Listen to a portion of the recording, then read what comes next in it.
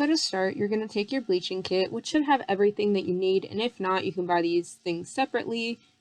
Please choose a developer that matches your tone of hair, otherwise you're going to fry your hair off.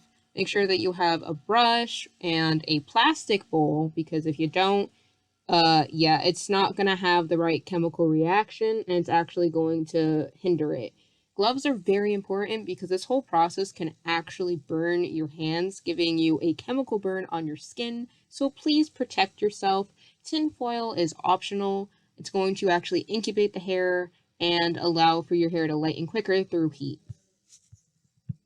You have the bleach powder, the developer, which I'm using a 40 volume because my hair is pretty dark and I know I'm gonna need it. So, good thing about this kit that I really like is the fact that you don't have to go out and buy an extra brush.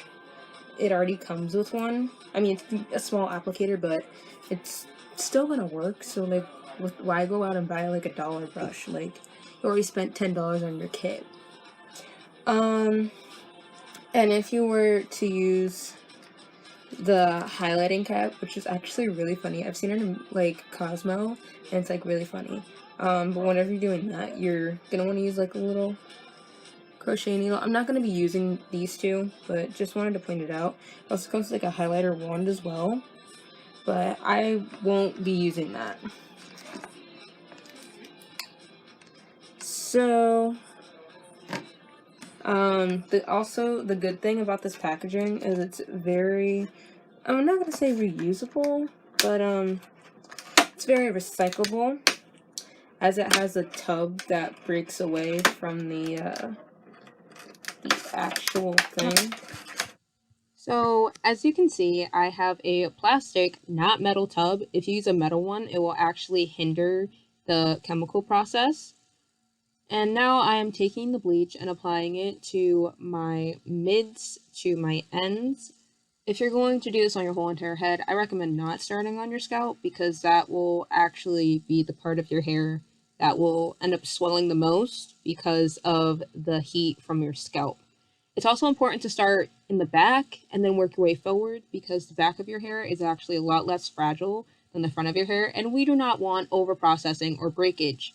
So I'm wrapping that up in a foil, making sure that's extra secure because you don't want that falling out and you don't want to get any chemical burns on yourself. Another way to avoid chemical burns if you don't like have a shirt that you don't care about on is to either put something over yourself to protect your skin or even use Vaseline. That's optional because then it'll work as a barrier between your skin and the bleach chemicals. So as the chemicals are working together, they are going to remove the pigment or melanin from your hair, resulting in a lighter tone of hair. So as you can see, my hair is very dark. It's actually a very dark brown. And throughout this process, you will see towards the end of the video that I managed to get my hair to a medium brown, which if you're doing this, depending on the level of lift that you want, this is a good base for you to begin to add other colors to your hair if you don't just want to stick to blonde. So I'm trying to be very thorough. Make sure that your hair is really saturated, otherwise the parts of your hair that you don't get won't end up getting the concoction. This will not lather because it doesn't have a chemical in it to lather. So make sure that you're really liberate and getting in there really well. So now we're working more towards the front of my hair, and I'm still trying to make sure that I'm getting everything. It's easier if you have someone to help you in this process, and make sure that you're working in a ventilated area because these chemicals smell like chlorine. So you don't want to be breathing that in. I had an open window in front of me, so I was fine. So as you are working and getting it in your hair, once you're all done, you're going to want to let this process for as long as your directions state. Otherwise, if you leave it in longer than that, you risk actually breaking your hair because they break down sulfide bonds.